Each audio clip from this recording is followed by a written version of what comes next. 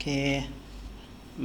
มาต่อ EP ที่2เนาะต่อจาก EP ที่1 EP ที่1นี้เฮาติวฮอด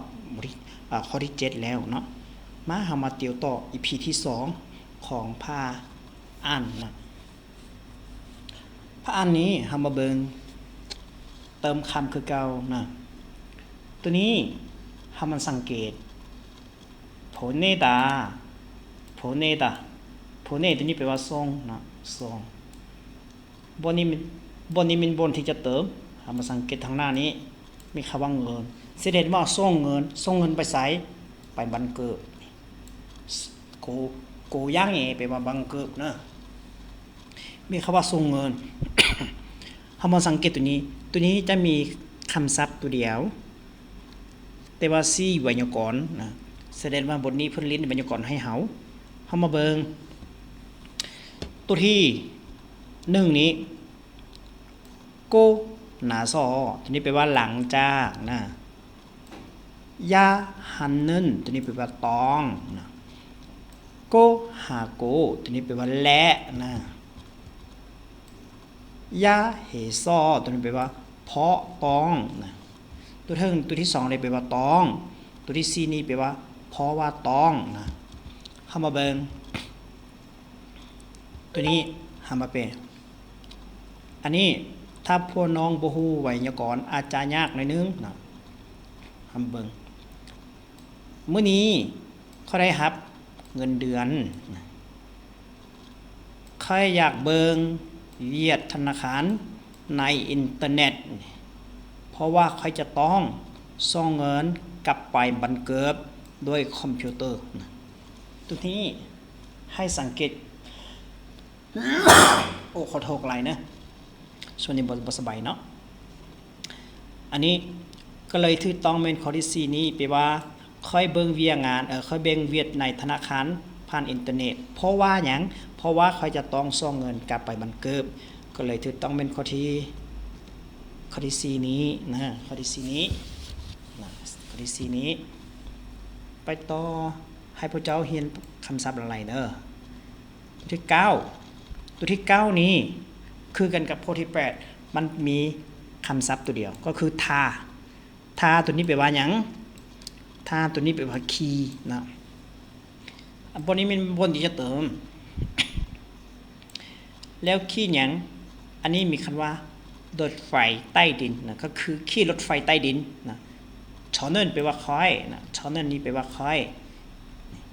เฮซายคำนี้ดาแปลว่าไปบริษัทนะขี่รถไฟไปบริษัทนะแต่ว่ามีไวยากรณ์ตัวนี้แปลว่านิกาตัวนี้แปลว่าเพาะนะโกตัวนี้แปลว่าและชีมันตัวนี้แปลว่าเตวาซอตัวนี้แปลว่าและ แล้วตัวนี้แปลว่าแล้วนะ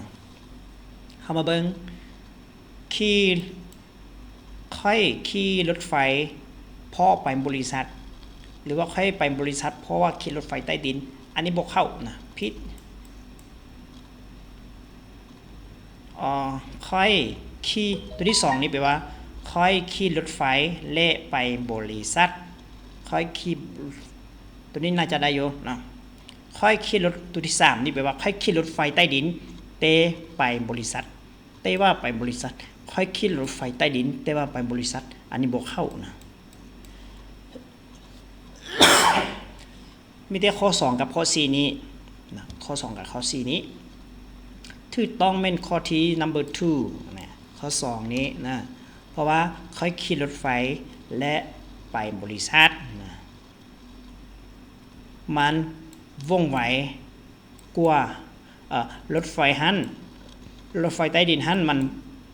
สะดวกและว่องไวกว่ารถเมล์เนี่ยถูกต้องเป็นข้อที่2นะเขาจะเอาลิ้นไวยากรณ์มาตัวนี้ข้อ8กับข้อ9เป็นลิ้นไวยากรณ์นะไปข้อที่10นี้ข้อที่10นี้เฮามาเบิ่ง11 50 10 51นี้มันเติมคำคือเก่าเนาะคือว่าบทนี้มีเติมคำหลายเนาะ เฮามาเบิ่งบทนี้เป็นบทที่จะเติมนะบทนี้เป็นบทที่จะเติมแล้วเฮามาสังเกตตัวนี้คอนแลนี่แปลว่าหยังช่องนี้แปลว่าหยัง쓰레기แปลว่าหยังมอนจีแปลว่าหยัง ถ้าว่าเป็นประเภทเติมคำนี้เราต้องเบิ่งคำตอบก่อนนะแล้วเราจึงไปเบิ่งบทเรื่องนะ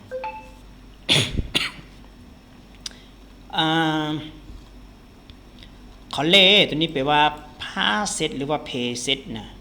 ช่องนี้แปลว่ากันเก็ดเมียนสระยีแปลว่าขี้เนื้อมอนจีแปลว่าขี้ฝุ่นเรามาเบิ่งทางหน้านี้แปลว่าช่องโซ่นี่เป็นอนามัยนะอนามัยมีคำว่าการอนามัยช่องโซ่หาตาแปลว่าอนามัย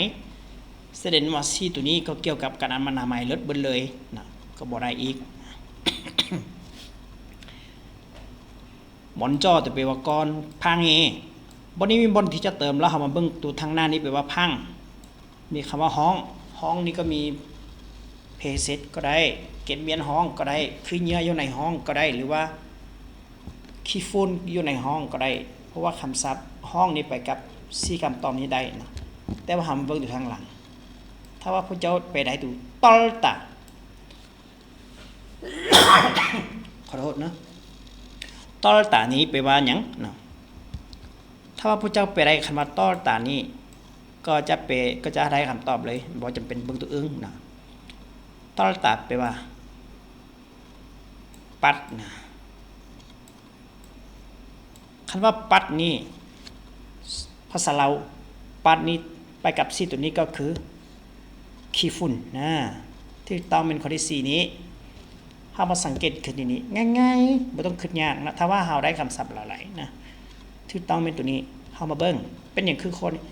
ปัดขี้ฝุ่นนี่เฮามาเบิ่งตัวจริงนี่ที่ต้องเป็นข้อที่4นะมื้อนี้ข้อยอยากจะอนามัยนะก่อนอื่นคือปัดขี้ฝุ่นอยู่ในห้องก่อนและต่อไป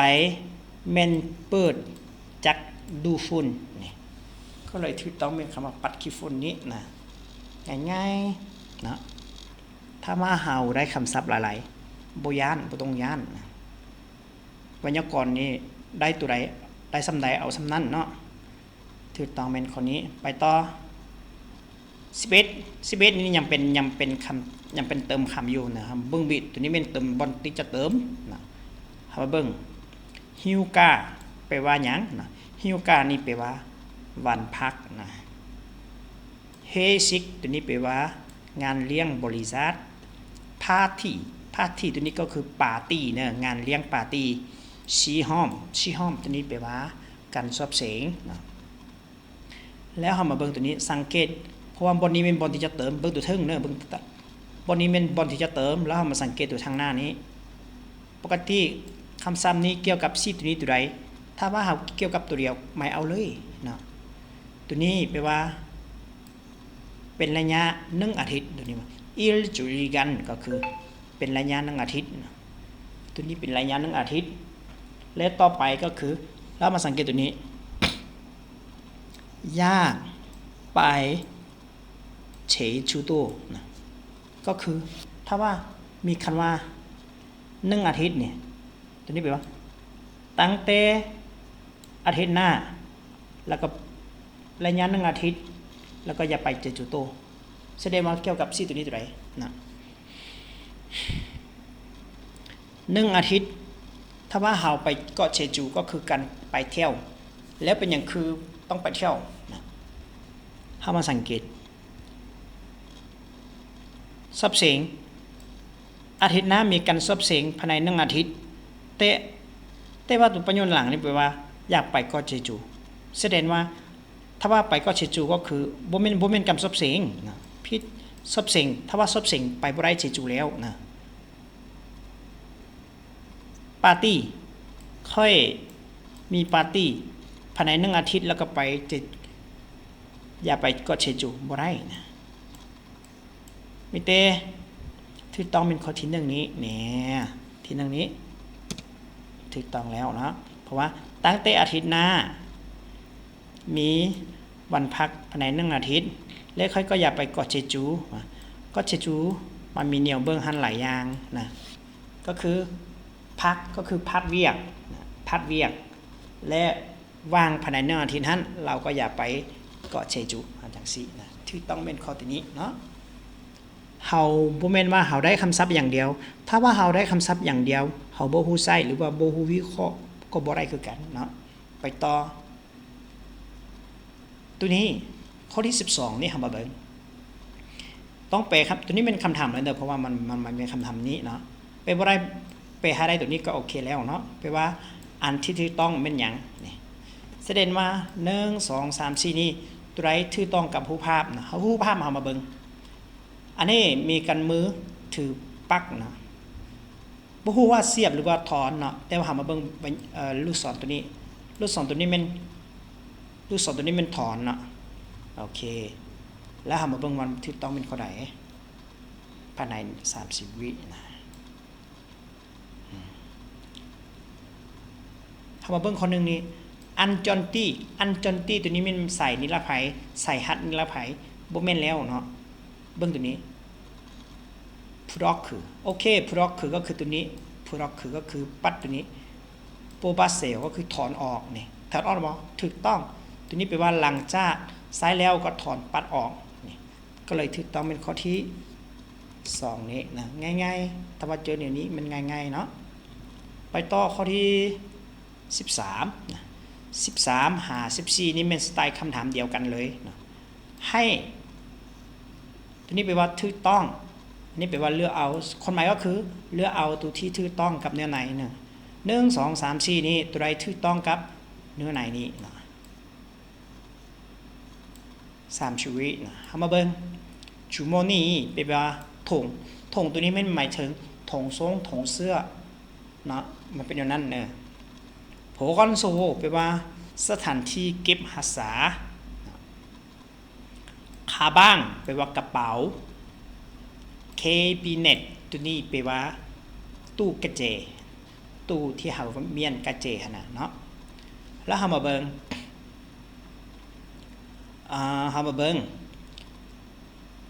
อยู่ในบทเรื่องนี้มันเว้าถึงหยังเฮามาเบิ่งเฮาเดาก่อนนี่มีคำว่าฮักแซงแปลว่านักเรียนมานี่แปลว่าไหลอียงนามีตาแปลว่านำใช้แปลว่านักเรียนหั่นนำใช้ไหลนำเรียนนำใช้ไหลเป็นหยังตู้กระเจบ่แม่นบ่อนรักษาบ่แม่นบ่ที่ต้องเป็นกระเป๋านี่กระเป๋าที่เฮาใส่หั่นแหละเนาะนักเรียนใส่ไหลก็มีแต่กระเป๋าเพราะว่าเฮาจะใส่ถุงใส่เปิ้มใส่บิดใส่สอนี่อันนี้แปลว่าเปอยู่หลังเปอยู่หลังหรือว่าถ่ายอยู่แอวถูกต้องไหมตัวนี้ก็คือกระเป๋าเฮาสังเกตง่ายๆอย่างนี้เฮาบ่จำเป็นต้องเปให้หมดทุกอย่างถ้าเฮาฮู้คำศัพท์ตัวใดเอามาลงเบิ่งหรือว่าวิเคราะห์ให้เป็นเนาะต่อไป14นี้เพนชีตัวนี้แปลว่าคิมนะตัวนี้แปลว่าคิมบ่แม่นคิมที่เฮาทาหน้านะบ่แม่นมันเป็นอุปกรณ์เนาะทบตัวนี้แปลว่าเลื่อยคาวีตัวที่3แปลว่ามีตัดนี้พอตัวที่4นี้แปลว่าคิมตัดนะ